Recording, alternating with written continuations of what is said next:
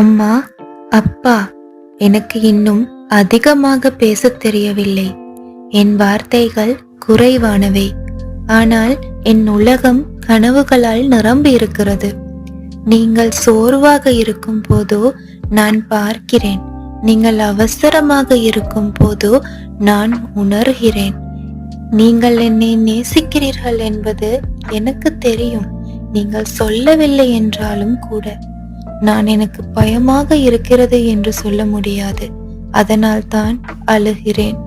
தயவு செய்து சத்தமாக பேசாதீர்கள் என்று சொல்ல முடியாது. அதனால் தான் நடுங்கி போகிறேன்.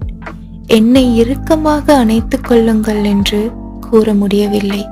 அதனால் தான் அமைதியாக உட்காருகிறேன். நான் சிறியவனாய் இருப்பினும் என் உணர்வுகள் பெரியவை. நான் விளையாடும் போது கற்றுக்கொள்கிறேன். நான் சிரிக்கும் போது நெருக்கத்தை உணர்கிறேன். உங்களின் கவனத்தை ஈர்த்து கொள்ள வேண்டாம் என்கிற விடயத்தை மீண்டும் மீண்டும் செய்கிறேன். என்னை பாருங்கள், என்னுடன் பேசுங்கள். தயவு செய்து என்னிடம் பொறுமையாக நடந்து கொள்ளுங்கள். என் மூளை ஒவ்வொரு வினாடியும் வளர்கிறது. எனக்கு மிகவும் தேவையானது புதுமையான பொம்மைகள் மட்டுமல்ல, உங்கள் அன்பும் நேரமும் கூட. நீங்கள் கைபேசியை பார்த்து கொண்டிருக்கும் போது நான் உங்கள் கண்களை எதிர்பார்க்கிறேன்.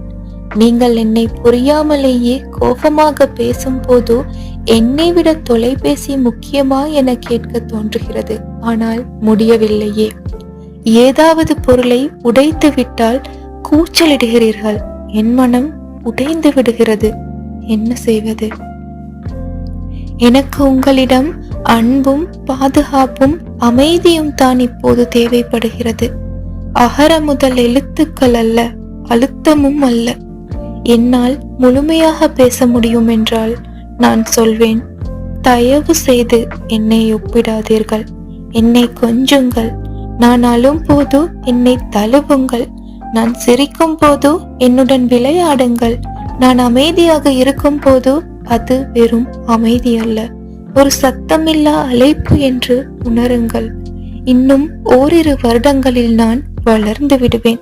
வார்த்தைகளால் பேசத் தொடங்குவேன்.